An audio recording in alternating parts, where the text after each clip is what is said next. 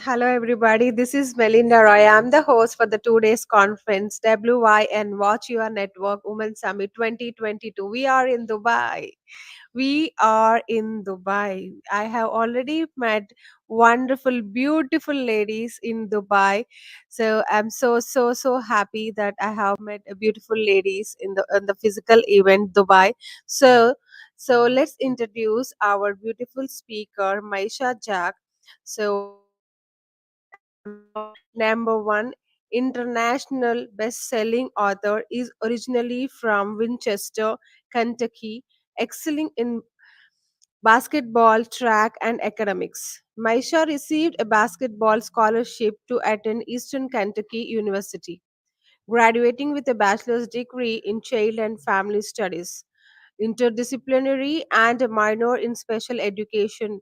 Maisha continued her educational path by attending Central Michigan University, where she received her master's degree in instruction in education and a specialist degree in educational leadership. Maisha is dual certified, serving both general education and special education students, and most recently received her honorary Doctor of Philosophy in Business Administration and Entrepreneurship from Trinity International University of Ambassadors, as well as receiving her Business of Entrepreneurship coaching certification. Owner of the Honey Butter Company LLC, Maisha is a seasoned educator and children's advocate for general education and special education.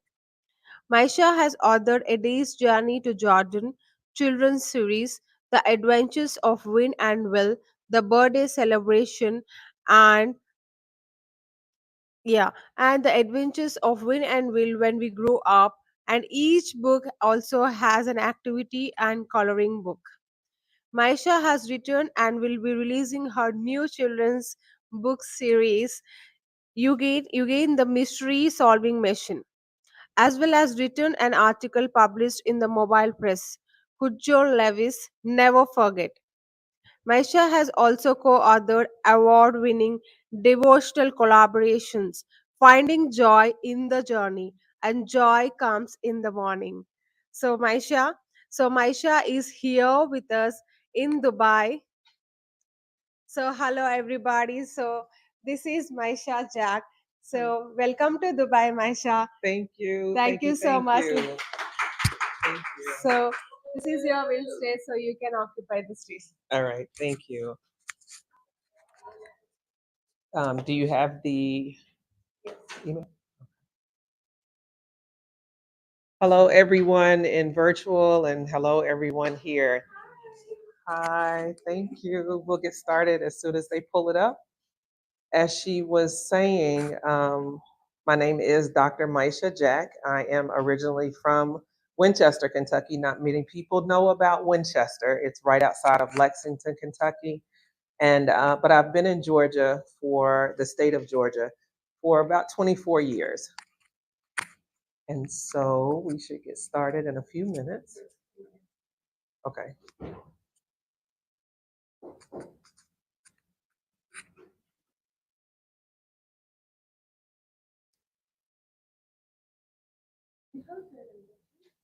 Mm-hmm. No, there's a PowerPoint. I emailed it to you, to the email you gave me. Yes.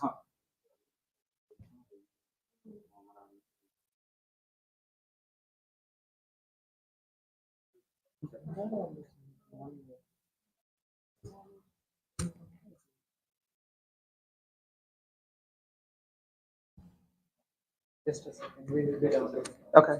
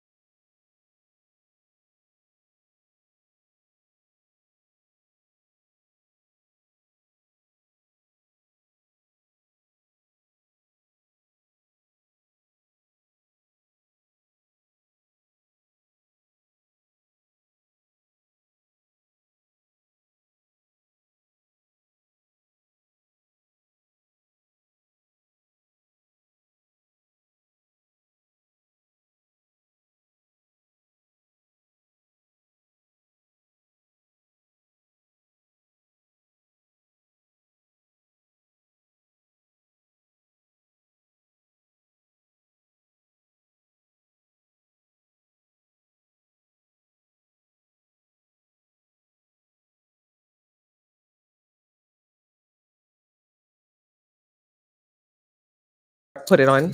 Okay. All right. Is that better? Okay.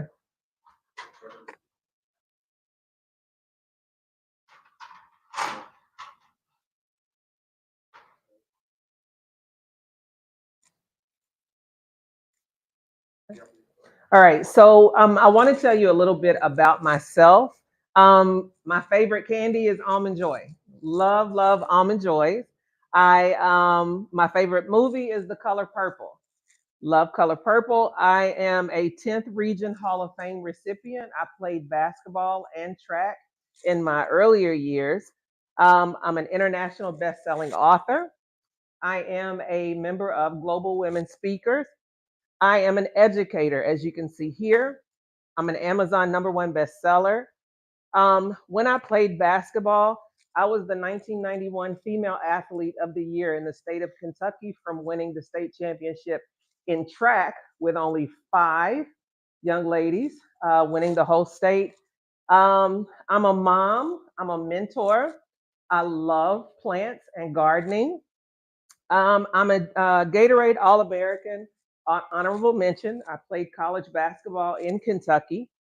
And I love to have fun. So Tina Turner is one of my favorite performers, and they just released a Tina Turner Barbie doll for collectors, so I was able to get that. So here you see me and my husband. We did a rendition of Ike and Tina at one of the school plays for Black History Month. All right, next. So I told you a little bit about me. Tell me a little bit about you. How many of you out there have children? Does anybody have children, grandchildren, nieces, nephews, all the above? Okay. And so what I want you to look at is when I first started talking, I was talking about how representation matters. And if you look at these pictures, when I was asking you, do you have children, grandchildren, nieces, nephews? I want you to look at the pictures that you see here. When I was growing up and I saw pictures and I saw books, I did not always see a representation of myself. But now times have changed, and we want to make sure that we have an inclusive environment for all children and adults. Okay, next. All right. So, question. I told you I was an athlete. So, I want to ask you about the letters MVP. If I say MVP, what comes to mind? Most valuable player. Have any of you ever encountered an MVP? You have? You guys have? Okay, next. All right. So when I said MVP, you may have thought of, my husband used to love Tom Brady before he left and went to Tampa Bay. You might think of Kobe Bryant. Someone's MVP might be Mother Teresa, Martin Luther King, Black Panther, Michael Jordan, or even Captain America, right? Okay, let's see. But I want you to change or shift your mind to mountains. So we all have mountains in our lives that we have to climb, right? So for me, I'm a general education teacher. That's kind of a mountain that I have to climb. But once I reach the peak and I've achieved what I needed to achieve for those children, I feel exhilarated, right? Another mountain would be I have my specialist degree. I worked really hard. I climbed, I fought, I studied to get to that mountain to get my specialist degree, female athlete of the year, my bachelor's, master's. I'm a wife, I'm a woman. It is hard being a woman. You have a lot of mountains that you have to climb in being a woman, being a mother, being a special education teacher. I currently am a program specialist working for the Georgia Department of Education. My role there is a special education program specialist where I provide technical assistance to directors across the state. And so I'm still involved with children. I'm still climbing mountains. Just remember that. Valleys. Remember the M? We got the V. So, valleys, we all experience valleys in our lives, right? I said, have you ever encountered an MVP? We have all encountered mountains in our lives. We've all encountered valleys in our lives. Some of the valleys that we face, and not just us, but children: racism, lack of resources, incarceration, failure, low self esteem, emotional abuse, prevalence of Title I schools. Most of my career, I have worked in Title I schools. I love working in Title I schools. For me, it's a mountain that I don't mind climbing. For some, it's a valley that sometimes they can't get out of. Debt. When you're in debt, you're in a valley. Drugs, health ailments, reading levels, divorce, post traumatic stress. Every one of us at some time or another either have experienced it ourselves or met someone that has been in the valley at this point in their lives, or at some point in their lives, excuse me. Next, possibilities. So we have our MVP. We have mountains, valleys, possibilities. For me, when I look at my life and when I look at the children that I serve, I look at the mountains, the valleys, but there's always possibilities. There is the possibility that things will improve, things will get better in your life, right? So we want to always keep that acronym in mind for mountains, valleys, and possibilities. So, what you see here, you see this handsome young man and you see this young woman and you see this little baby and this little girl. She's looking at him in admiration, right? And so I have again MVP. This is my mom. This is my mom and my dad, and that cheesy little girl is me, right? So my parents would have been considered a statistic. My mother had me at 17, my dad was 19. But for me, they're the MVPs, most valuable people in my life, because they were able to maintain, visualize a future, and they had a purpose. They weren't the statistic, right? They had mountains, they had valleys, but I want you to see the possibilities. Me. Because of them enduring the mountains, the valleys, and the possibilities in their lives, I became a number one bestseller. I became a graduate. Now, the statistics would have told you that a 17-year-old and a 19-year-old wouldn't have been able to produce. I would have stayed in the valley. But I didn't stay in the valley. I have experienced valley, but I've climbed mountains. These cars, this is a roadmap, because on a highway, everybody's going to a certain destination, correct? But every car is different. Every car uses different gas. You have two doors, four doors, you have four wheelers, you have a variety of cars, but everybody's going to a destination. It just takes them a different way to get it takes a different route for them to get there, right? And then here, those teenagers raised a teacher. So I'm able to take what they did, maintaining, visualizing, and having a purpose to give to other children. Okay, next. So this all started for me, this entrepreneurship, this leadership, where I am here now with a day's journey to Jordan. So a day's journey to Jordan is a play on words, because it's one day's story, but we all have many days in our story, right? And so here you see this picture of me because I feel the exhilaration. Real quick, I want to tell you about how this one day story changed my life. This is the first book that I self published, wrote, and self published on my own. This book was 25 years in the making. The reason it was 25 years in the making is because my mother died at the age of 38. When my mother died, for 25 plus years, I grieved in silence. I was angry. I was scared. I had lost my best friend. And I kept all the memories stored in my head and in my heart. And then COVID happened, and I had to sit still. I had been going on fumes. There was a young lady earlier today that spoke about compassion, and my compassion had wore me out for everybody else.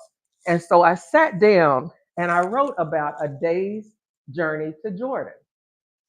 There's a play on words though. Let me tell you this. It only takes one day to begin a journey, but every day in this story reached Jordan. Even the days to come benefit from the journey of the days in the past. This book is about that journey. For I know the plans I have for you, declares the Lord, plans to prosper you and not to harm you, plans to give you hope and a future. And it goes on. So I want to give you a sneak peek into this book.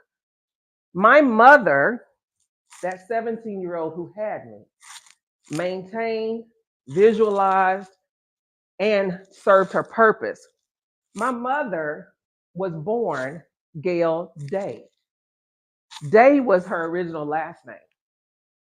My grandmother had 4 children.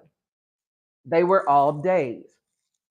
Then she married who I grew up knowing as my grandfather. He was a Jordan, and he adopted all 4 children. And so the story continues how a day, her journey to Jordan. My mother died at 38, as I said. She died of kidney failure.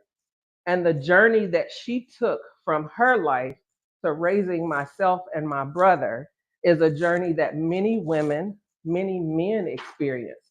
But she survived. She made sure she served her purpose. And so this is kind of like a journal or memoir to empower women as to what she went through and still sustained. So that's this part. Okay, next. So we're going to switch gears a little bit. All right. So my why, preserving stories of humanity and people. So remember when I asked you, did you have nieces and nephews and children? And I'm an educator. So what I've started doing now is giving back. I go back to classrooms because I'm no longer in the classroom. I go back to classrooms through my entrepreneurship or through my business, sometimes just volunteering, because I need to be sure that they're maintaining, visualizing, and serving the purpose, that teachers are in the classroom doing that for all children, because every kid has a story.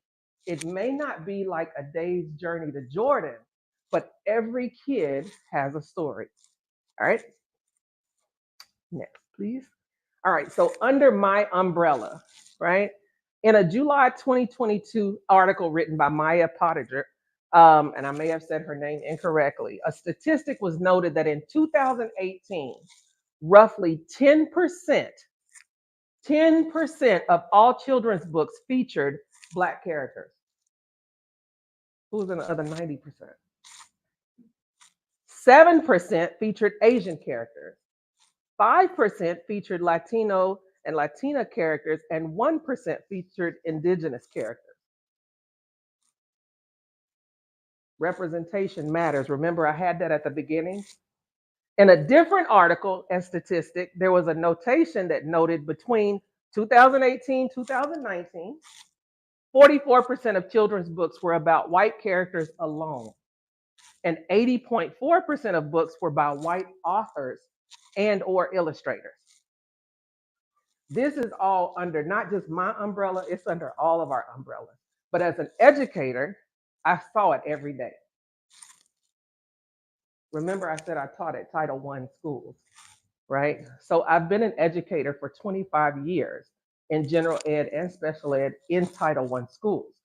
So you now can get an idea of what's been under my umbrella. All right. So here, representation and presentation. So here, oops, you see this kid here? Right here, this is what we're dealing with. If you looked at those years that I was saying, 2018, 2019, 2022, what was going on? The world shut down, right? So if those were the numbers then, we are fighting now. So we're not just fighting racial biases or discrimination. Every kid, every adult is facing mental health because they've been shut down. Here, kids feeling unwanted, worthless, careless, alone. How do you think they feel when they don't see themselves represented in books? I teach special education. We cannot forget about special education. Here, women. We're here talking about women leadership and empowering women and young girls. And here, we have a melting pot. Representation and presentation, it matters. Next, please. So, also under my umbrella, as an author, including people of color to young readers, allows for diversity, customs, new vocabulary words, places, and people that they otherwise might not have learned about. Representation in children's books is one of many solutions for the disparity of underserved and overserved communities to embrace and understand diversity and equity for all. Children are universal. All right, so what I did for my part, under my umbrella, what I could do, visual and verbal representation matters. After I did a day's journey to Jordan, my story, remember I said one story. Well, I had another story in me. It wasn't just about my mom. I had been in grief for 25 years. Well, what happened, unfortunately, 5 years ago, my husband's identical twin. My husband's identical twin died at the age of 39. I didn't know how I was going to help my husband because I was just coming out. I was healing. I was starting to forgive the people who had injured my mother, who in turn I felt injured me. How was I going to help him? So one Christmas, I said, you know what? I don't want you to waste 25 years of your life like I did. I've been teaching in schools. These kids need to see a representation of us in a positive light.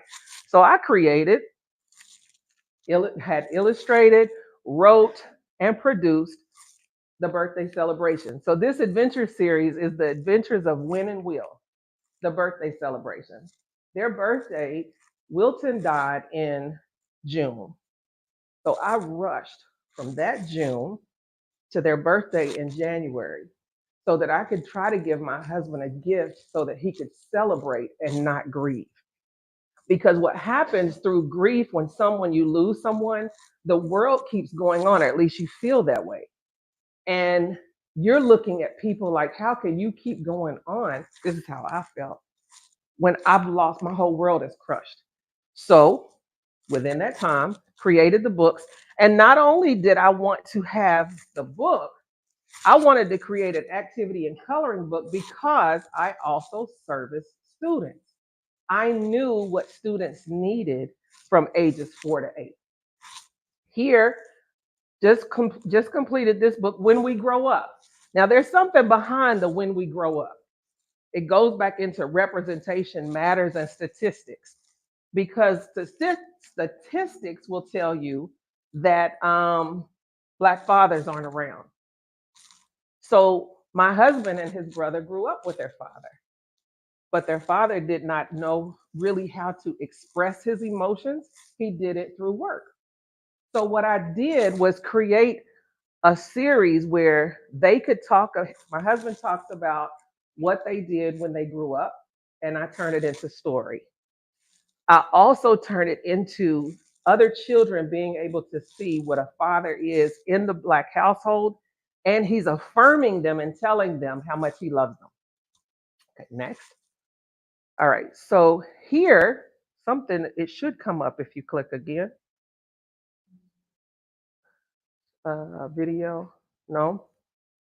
Okay, this was the first one. There should have been a video that came with it. And so what I did was had the twins talking. Hi there, Oh, I'm Winston, and Maisha Jack just published her first children's book in a series called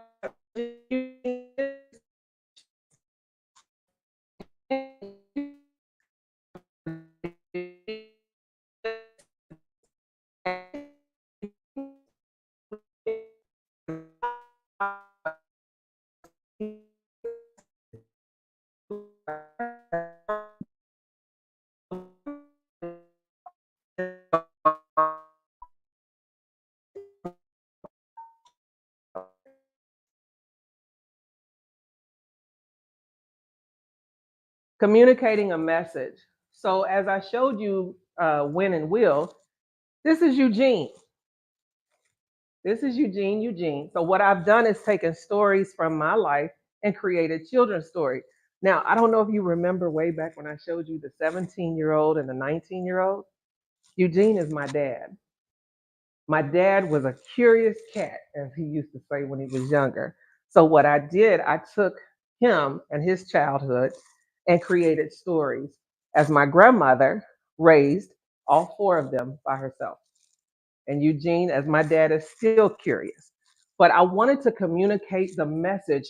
There's a message about family, having both parents in the home, and there's also a message about just having a single parent. All right. Can a children's book change the world? What do you think? You think so? Okay.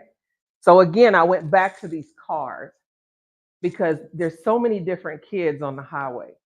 All of them have a destination. They've got mountains, valleys, possibilities. But if they maintain, somebody has to maintain them. If they visualize, somebody has to show them how to visualize, give them representation so they know how to visualize and get a purpose. So you start with telling stories from different perspectives. If you need help, I can help you with that. Can a cultural story change the world? You think so? All right. So we have the map again. Again, MVP. This right here, I want to tell you, how many of you all are familiar with this book? This book is called Barracoon. It's by Zora Neale Hurston and Deborah Platt.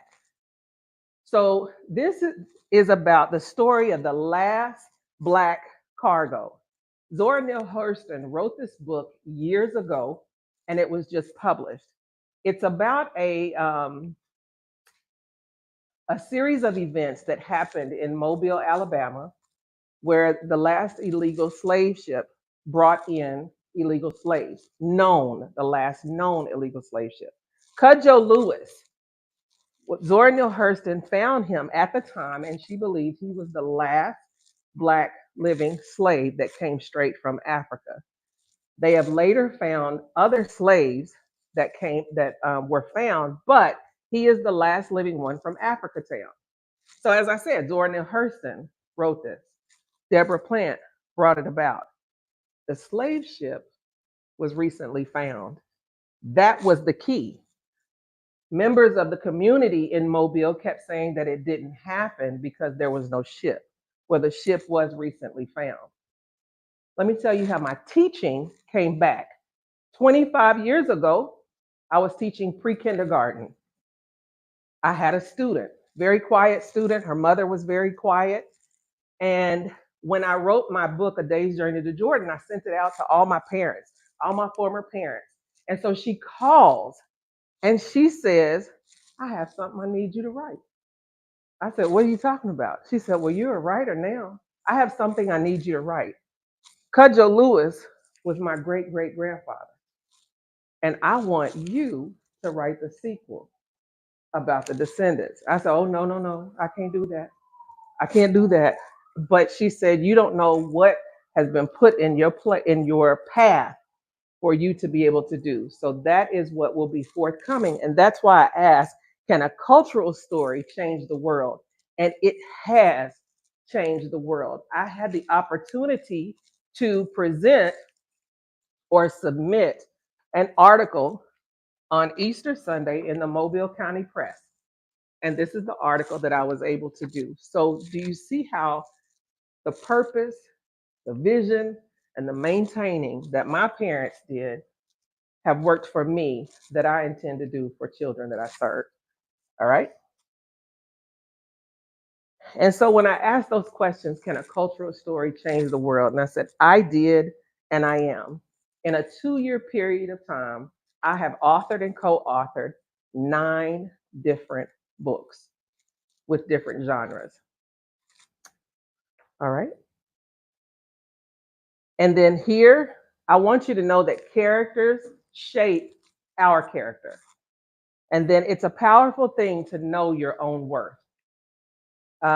We are leaders each and every day, whether you are in the classroom or not. All right. And then there should be a vocal. Well, folks, Maisha Jack has done it again with another children's book. Go to MaishaJack.com where you can support her and my sons as they talk about what they want to be when they grow up. Yes, sirree, Dad. This is Winston here. And when I grow up, I want to work in aviation and on automobiles. And don't forget about me. I am Wilton. And when I grow up, I want to be an automobile technician and a caterer. Okay. Next. Well, folks, Maisha Jack is. And then just want to thank you all for giving me the opportunity to present. If you have any questions or you would like guidance in writing a children's book, a memoir, or even as I begin to work on the cultural book, please reach out to me at info@thehoneybutterco.com. My phone number is also present. I am a vessel that's here to help maintain, visualize, and serve a purpose so that we all can become MVPs. All right. All right. And then there's another slide that there's a holiday package that is coming up. But for right now, for the WYN conference between November 3rd and 5th only, I do have children's books on hand. They will be $12 per book. A Day's Journey to Jordan, $15. And the activity and coloring books are $5. Now, you guys can't see in the virtual sector or virtual part, but you all here, if you would like to take a look in the activity books, they are vocabulary words that sometimes our children don't get to encounter, and there's definitions, and it's something that the kids have actually loved. They've actually loved. So please contact me if you have any questions, if you need any guidance, if you or if you just want someone to talk to. I am here. Thank you so much.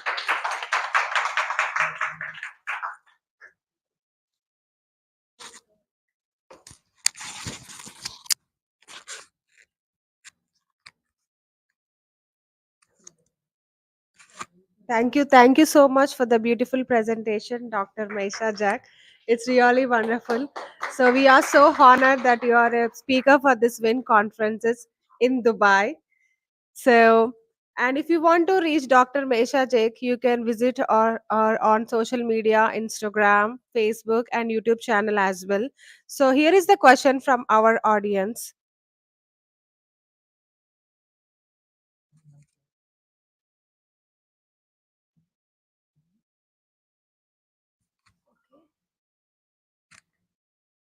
Yes. So here is the question from our audience. How do stories change culture? How do stories change culture? Because it gives essence, it gives essence and credence to the culture that's being discussed. A lot of times, the culture that's been discussed has been one sided. And so when you present the story, you have movies now. Disney is starting to use different ethnicities. And so children and adults are being able to understand the stories and the backgrounds of where people come from. So the culture and diversity have become very, very important. You're welcome. Thank you, Dr. Maisha Jack. So let's move on to the another speaker.